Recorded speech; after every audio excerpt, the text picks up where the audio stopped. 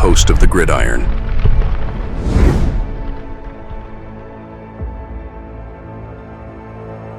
Fourth and goal to go with the 2. 34 seconds left to go in the ball game.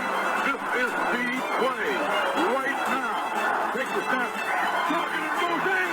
Targeted all alone. And the quarterback keeps. Wow, what a call. Nobody touched him. Then it's like the story that just won't die. It's kind of like what happened with Saquon Barkley last year. It's like every day there's a new story coming out with Saquon Barkley. So I'm done talking about him. I'm not talking about him anymore. He's in the past. He's tush pushing his Eagle buddies. They got their pants down and they're tush pushing each other up the bunghole. So he's happy. He's a happy camper there. So if you want to tush push your way into the hearts of your teammates, that's on you, bro. So I don't talk about him anymore. But Mr. Sanders here, I'll tell you what, the Giants actually had him at, and the more time goes by, you keep hearing more and more stories that coming out. And so you just shake your head at this guy. And some of it might have to do with his father. Right. I mean, there's a story out there, and Deion told this, and it goes to show you it's just like the arrogance of the guy. I mean, Deion just wound up working out where he wound up being a phenomenal player, and he's gifted. He's very, very lucky with his speed and all that and everything. But there's a story out there. You have these potential, teams might want to draft you, right? And you don't want to burn any bridges, right? And one thing Deion did was when it came time to just before the draft, the Giants went up to Deion and they gave him a book, and Deion's like, it was a defensive book, their plays or whatever, something like that, whatever. And he said it must have been this thick, was thick as a phone book. It was probably a little smaller, than what he's brought up, but he's like, the Giants want. He's like, goes to them. He's like, what is this? I don't remember where the Giants were drafting at. I can't remember exactly, but Deion went up to I can't remember, it was George Young or whoever it was. I don't know. It might have been Parcells. I have no idea. Right? He said, what is this? He said, oh, that's our defensive playbook. We like you to go over it, and we'll bring you in or whatever. We'll talk about it and stuff, whatever. Something like that. And he's looking at it, he's like, I got to do something, So, of course, in his arrogant way, right, he's like, excuse me, where are you guys drafting at? And they told him where to draft. He's like, I'll be off the board by then. So he put the book down and he left. I mean, he's just very arrogant, ignorant, And once again, he's very, very lucky, But it seems like some of that might be rubbing off on his son. Right. There's an article here, Boomer Esiason, who's talking about, he talked to 3 guys. He didn't bring up their names and all like that, but who actually took Shedeur Sanders after their interview, took him off their board. We don't want that guy. Don't want that guy. Now, it sounds like some of it might be coming from his father. Is his father, once again, He's not, he was a phenomenal player. He's very, very lucky he was a phenomenal player. But you don't want to burn any bridges or anything like that or whatever. But, it's the stuff that you just keep hearing. Shedeur came in with an entourage. Once I heard there was one, I don't even know if it's true. He had he was FaceTiming with somebody while he was in an interview. And he kept the FaceTiming up while he was, dude, what the is wrong with you? He came in, he had so much cologne on that somebody came up and they wanted to go for a walk or something like that. Like, let's get out of here because your cologne is just, it was unbelievable.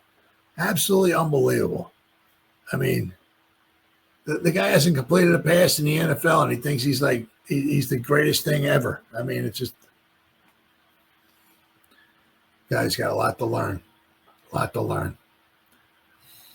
Let's see. But the Giants actually had Shedeur apparently on number 1.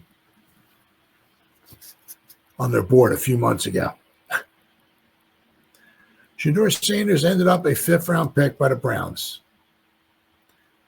After spending a good deal of time being discussed like he was a potential top 5 pick, he wasn't even the first quarterback the Browns took in the draft. At one point, at least one team did have him as a top player on their draft board. In the latest episode of the Scoop City podcast, Deion Sanders talks about how and why Sanders fell so far.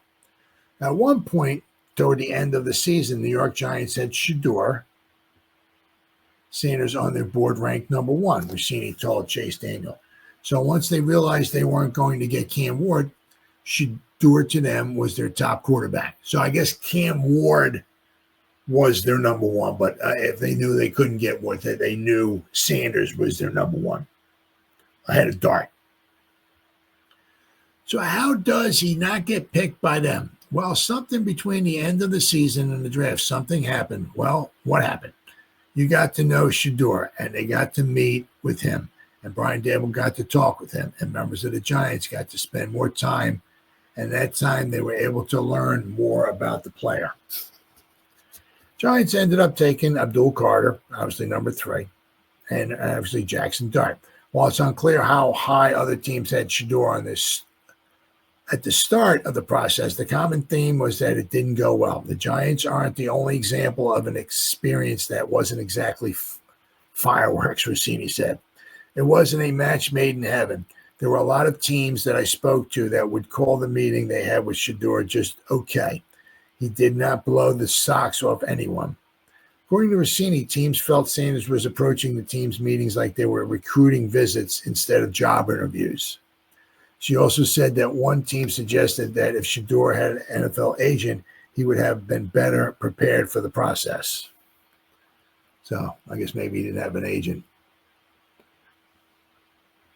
All right. Then we got here. Shedeur didn't slide all the way to the 5th round in the NFL draft because of racism, collusion, or average athleticism. It was a surprise his entitled attitude, arrogance, and woeful unpreparedness in face-to-face meetings. See, a lot of people, just automatically pull the race card out. A lot of people, it's like, all the owners got together. They all roasted marshmallows at a fire, and they all whisper in each other's ear, don't pick Shedeur. Don't pick Shedeur. Don't pick. You know what I mean? Yeah. It's amazing how that absolute garbage comes out. For the Giants, we entered last week's draft believing the Giants might pick Sanders at number 3 overall, even trade up to number 2 in order to nab him. But he fell, and all the way down to the Browns at the number 144th overall pick. According to Todd McShay, the Giants dropped Shedeur after a botched pre-draft meeting in New York. On his McShay Show podcast, he reports that Sanders was unprepared for an offensive install with head coach Brian Daboll. And when he was questioned, he got into a heated exchange. What an idiot. Shedeur didn't have a great interview with Brian Daboll in a private visit, McShay said. An install package came in, preparation wasn't there for it, got called out on it.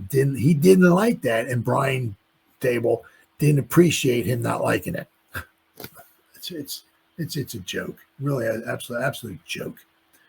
When asked about that meeting, Daboll obviously said, he kind of dodged the question. He said, we had good meetings with all the guys that came in here on 30 visits.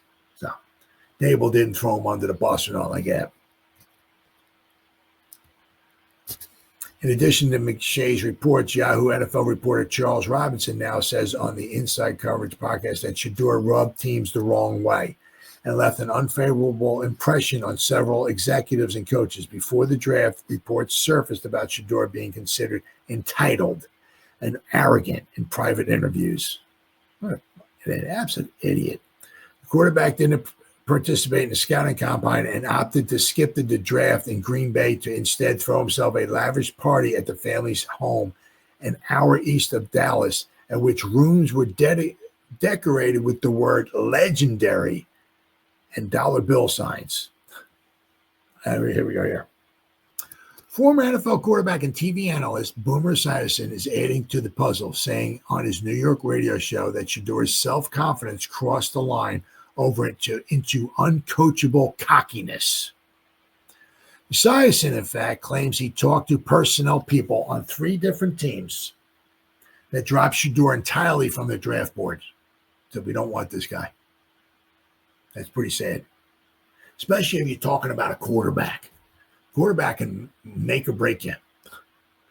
Right? You got a quarterback that maybe be pretty good. He's pretty accurate and all, and they just totally drop him off their board. Wow. Right? He's very high on himself, and I think he's very off-putting to too many coaches and general managers in the league. The science has said they took him off, and they took him off because the owner said, take him off. I don't want that guy. I don't want this entitled person on our team. And I don't, and Esiason said, I don't blame him. I don't blame him either. I want some cocky idiot on my team.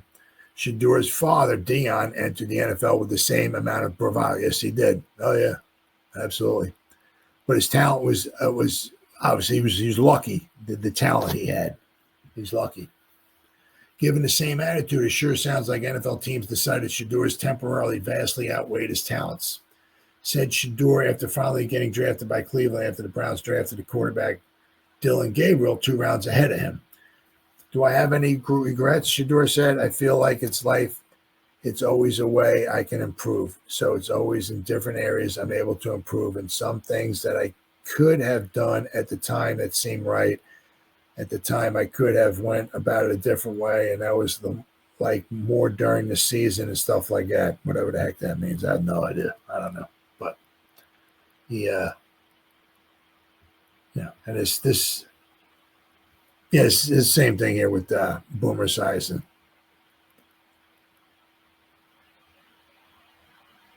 Sanders was reportedly removed from at least three draft boards prior to the event, due to the entitled attitude, according to Boomer Esiason. Now, these are people that Boomer talked to, and I don't know, how many guys he talked to. Right? Yeah, but he said 3. I mean, that's pretty bad. The former NFL quarterback said he spoke to NFL personnel people with 3 separate teams who said the team's owner told them to take Sanders completely off their draft board. I mean, that's really bad.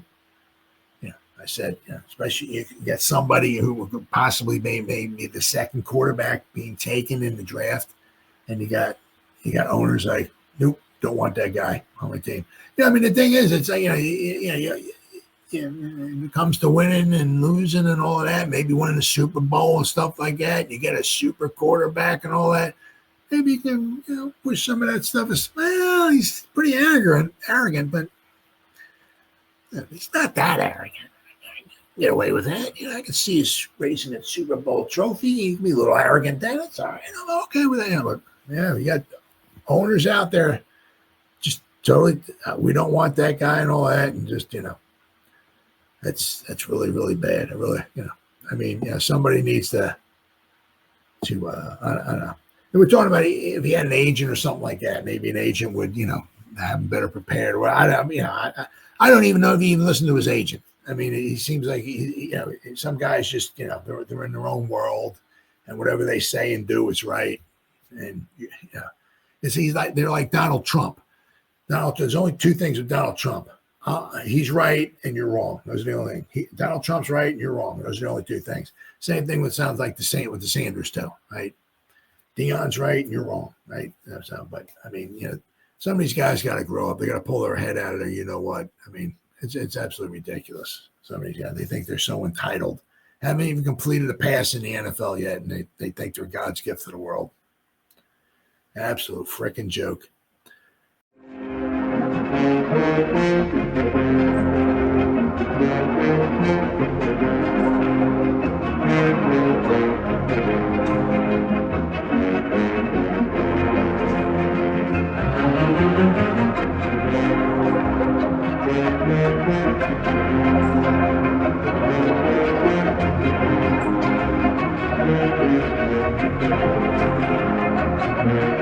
Thank you.